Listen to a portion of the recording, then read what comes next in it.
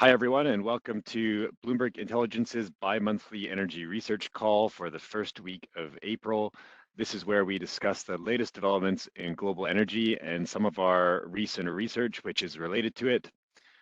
You might notice that our typical host, Rob Barnett, is unfortunately not here. He's on holiday this week. And so first of all, we hope he's having a nice time. But also, as such, I will be temporarily stepping into his role for this week. I hope I can do him justice. I am Will Hares. I'm a senior energy analyst based in London. We are joined by our typical cast, including Fernando Valle, senior energy analyst based in New York. We have Salih Yilmaz, senior energy analyst based in Dubai, and Patricio Alvarez, our utilities analyst based here in London. So, what should we talk about? I think it's pretty clear. We saw crude prices surge early this week after Saudi Arabia and other members of the OPEC Plus group announcing a surprise oil production cut of more than 1 million barrels a day. This is extremely unusual given that it was announced outside of a formal OPEC Plus meeting, which suggests an element of urgency. And so I think firstly, I'd like to bring on Salih to maybe provide some context over these cuts. What was driving the decision? Why now? Why the urgency? And what are the implications for Saudi Aramco, but also perhaps some geopolitical considerations here between the Saudis and US? Sure, thanks, Will. And as you say, this really caught the market, and to be honest, us by surprise. We were pretty confident in our preview that it would be another usual meeting. There wouldn't be any change in policy, but then the group actually decided to announce a significant production cut starting in May that would include about 1.1 million barrels per day of cut by some OPEC Plus producers, including Saudi Arabia, leading with 500,000 barrels per day of cuts. And on top of that, there will be the 500,000 barrels per day that was promised by Russia until June, but they said they will be extending that to the end of the year. So in total, that's 1.6 million barrels per day. Usually they don't deliver all these cuts, but we expect a substantial portion of the promised cut to be actually delivered if they go ahead with it. I think there are two ways that we've been looking at this. I mean, on one hand, this really can be seen as the group really expecting a significant slowdown in the economy and a huge impact on oil demand. But on the other hand, I think what this is showing us, and is probably more likely, is that the group may actually have a price floor in its mind that it's trying to protect. What we've seen in the last couple of weeks with the weakening macroeconomic outlook and the fallout from the collapse of SVB and then Credit Suisse, the sentiment was really weighing on oil prices. And I think in terms of the timing part of your question, I think they may have thought that this would be the time to preempt any further weakness in the macro outlook and perhaps try to prevent a 2008 type of collapse in prices, which we never saw as likely. But as you'd remember, prices went down from more than $140 a barrel down to about $35 a barrel back in 2008. So they're kind of selling it as a preemptive move. But in terms of the implications, I mean, our supply-demand balances were suggesting a pretty big deficit for the second half of the year. Even their own balances were showing a big deficit for the second half of the year. I mean, obviously, this is not keeping demand steady. This will really exacerbate that deficit. So what happens then? I mean, we either get a huge spike in prices that forces demand destruction, or at some point, if such a deficit unfolds, it would probably have to push the group to reconsider its strategy at some point in the second half of the year. But I think what it also shows is that they really seem a lot less concerned about prices going higher. and kind of more structural demand destruction, and the US shale response. I mean, not that long ago, when these players were kind of competing for market share, even at much lower prices, the group was very concerned about US shale coming back and grabbing more market share. They definitely seem a lot less concerned about that. And again, perhaps before last year, these type of levels of oil price about $80 a barrel, $90 a barrel would have been considered demand destruction zone, but it probably isn't seen as such as much anymore, given the group is very much pushing for higher oil prices, which as you said, the immediate response to the surprise cut was an 8% jump in prices. So they seem pretty comfortable with having Brent prices above $80 a barrel, about $85 a barrel. Yeah, very interesting, Sal. I think it's good to get some perspective now from stateside regarding these cuts. So, Fernando, what are the implications here for the Fed? Obviously, we're seeing much higher oil prices. This is not what the Fed wants to see, given the battle against inflation. Is this going to how is this going to change the monetary tightening that we're seeing? And also, as Salih just alluded to, how will U.S. shale respond to these higher prices? We've seen several years ago that the U.S. shale was the global swing producer, very short cycle production additions. But in recent years, we've seen, capital discipline being the name of the game, very limited volume growth. We've seen lower rig counts, and there's a dearth of tier one acreage now to drill that has already been developed. How do you see the view from stateside on the OPEC cuts? So starting with the Fed, I think what Salih is saying on OPEC, it's probably true as far as what they expect, but I think the Fed has a very different end game in mind, because while OPEC can control parts of the supply, the Fed controls a lot of the demand side of the equation, and this really pushes their hand because oil impacts inflation across the board. There is just oil price inflation that we see on our gas pumps, but then there's everything that trickles down from there, especially with diesel and LPG, et cetera, that eventually comes into all sides of the equation. Nearly everything we do has some context to oil. So I think this makes the chances of a Fed pivot much lower. We never really believed in a Fed pivot to begin with, but this really pushes their hand to redouble their efforts to get back to that 2% inflation target, as hard as that will be. And what does that mean? That means higher rates. That means maybe we're back to a 50 bips hike in the next few quarters, or at the very least, that the terminal rate is much higher than the market expected. Just a couple of days prior, the market was pricing in, and it still is to a large degree, some cuts to the Fed rates this year. I think with the OPEC saying that they want to keep prices high, the chances that we will see cuts this year are very, very low. And they're essentially in a tug of war where OPEC saying, I'll lower supply, and the Fed says, great, I'll lower demand. And we'll see which force is stronger. Obviously, if you go balance sheet by balance sheet, I'll take the Feds over OPEC's, but it's not as simple as that. And certainly supply is a lot more elastic in the short term than demand. As far as the shale producers, I think, again, they are between the two forces, in as much as the higher prices should create incentives for them to drill more and produce more, the higher interest rates kind of remove those same benefits. Remember, it's all short cycle, so you're constantly reinvesting. So higher rates really impact you, especially because there's such steep backwardation on the WTI curve.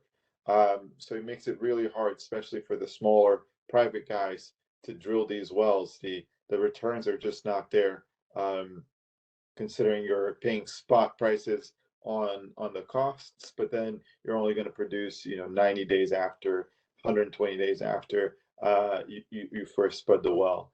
So we think the U.S. Despite the headline being higher oil prices, so we'll produce more out of the U.S.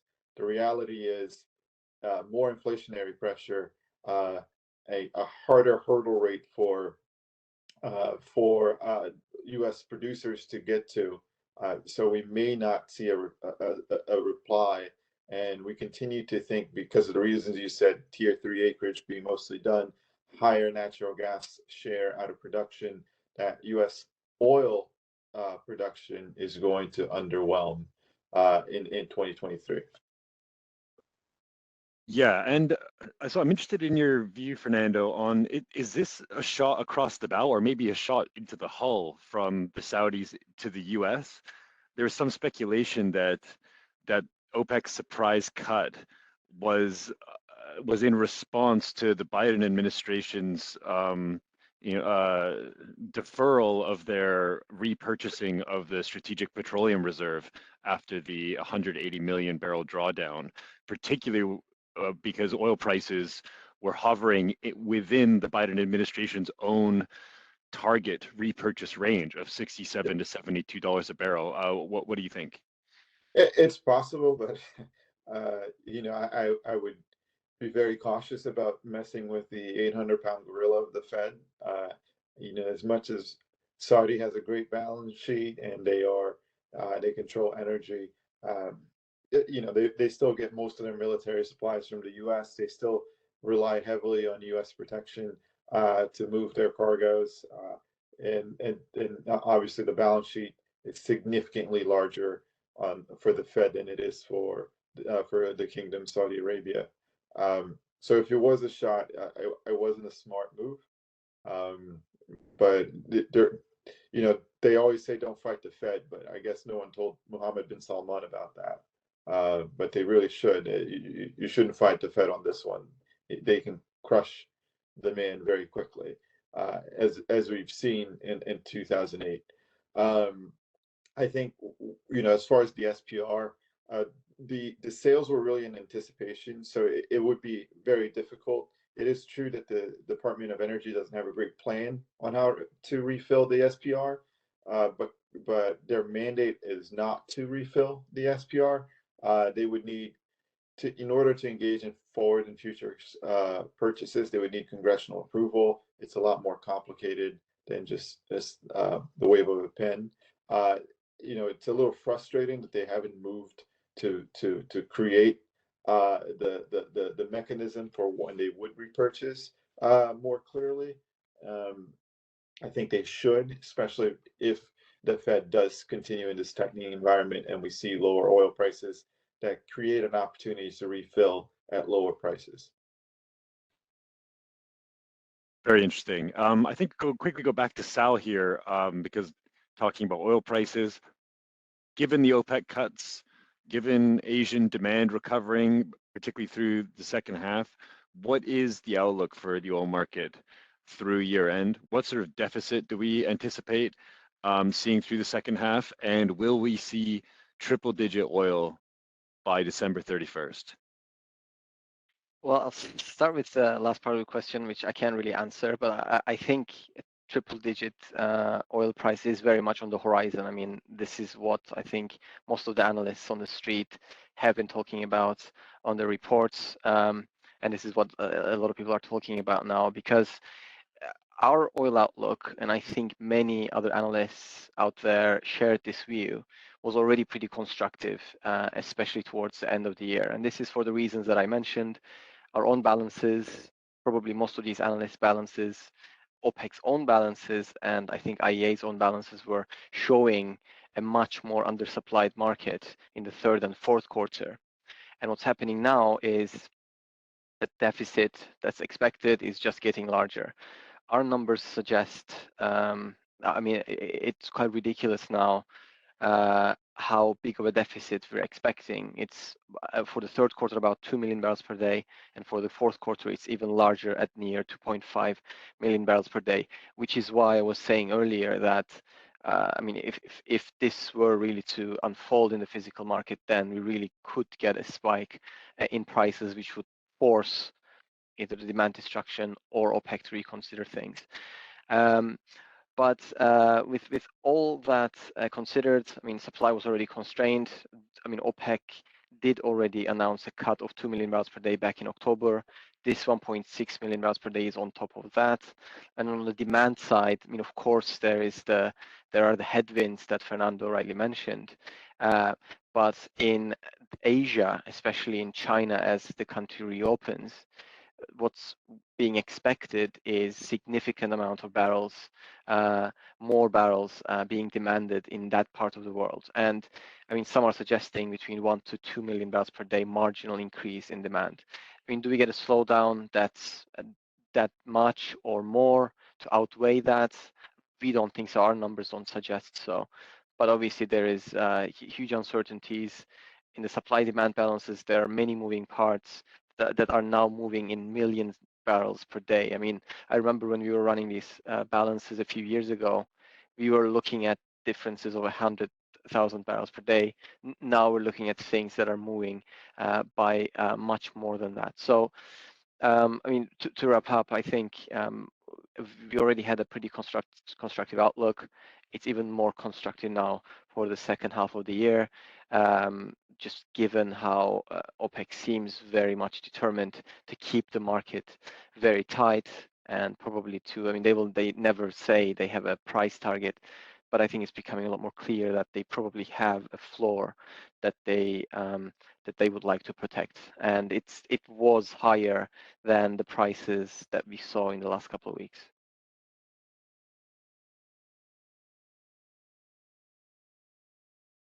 Great. That's really interesting, and I think that's definitely the vibes getting from the street as well. Constructive view into year end. Of course, maybe the Fed has something to say about that though. And I think we're going to move now onto gas with Patricio. So in the EU, we have just begun storage refill season here. Can you give us the overview of where we're sitting?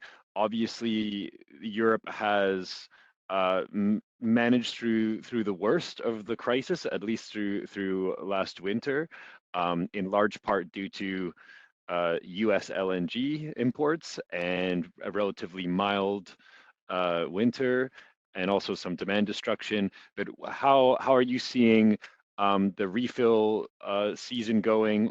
Where are we going to hit storage by withdrawal season, and particularly now without any Russian pipe supply coming into Europe this year? Sure. So I think it's good to give some context as where we are in terms of prices. First of all, I think so European tidal transfer facility prices, or TTF as it's known, are hovering around 45 euros per megawatt. That's down 45% year to date, and roughly 86% down from its peak in September of last year when it hit almost 350 euros. So I think it's pretty safe to say that we are unlikely to see those levels of volatility once again this year. And rightly, like Will said, the decline in price has mainly been driven by weakness in demand. So it's a combination of both price-driven demand destruction in industrials and also in power generation mainly. And the other part of the equation, which could turn into a risk later on this year, is that about half of the demand destruction came from weather, and that means that the continent was highly lucky, as we lost pipeline supplies from Russia to the level of about 70 billion cubic meters. So that is from a supply base of about 400 BCM in 2021. So it's quite significant. As you said, it seems like the worst is over. There is less concerns of potential shortages. But the fallout from the gas crisis is nevertheless a very tight supply outlook. And this will heavily rely both on two factors on the supply side. LNG demand from Asia has been sluggish. We expected a stronger recovery so far, but it's been sluggish, and so in that sense, it's a bit similar to the story in oil, where a strong recovery in demand in Asia will definitely pull prices higher, as it will stoke competition for those spare cargoes. European LNG is mostly uncontracted. About 40% of the LNG coming into Europe is not under long-term supply contracts and has to sort of compete with South and North Asia for this supply cargoes. And I think it's also important to note on the supply front a couple of uncertainties. So first of all, we are still flowing gas via 2 pipelines from Russia, which will give us roughly 30 BCM this year, and obviously that is exposed to at least counter sanction risk from Russia, and also perhaps even energy security, so infrastructure security, from the standpoint that one of these pipelines goes through Ukraine. And the other side of the equation is that Europe imported a record amount of LNG from Russia in 2022, despite the fallout on the pipeline side. We still imported quite a bit of LNG, so there's a risk there for counter sanctions or just sanctions from the EU, really, which would make the supply context even tighter. Let's also remember that because Russian pipeline flows are down 85%, the supply gap will be felt more throughout this year. We estimate around 30 BCM will be the gap, and that will probably offset all the gains that we did by keeping storages at a healthy level at the end of winter. So we are exiting winter at about 56% storage with our storages full, which is roughly 30 BCM ahead of what we had last year.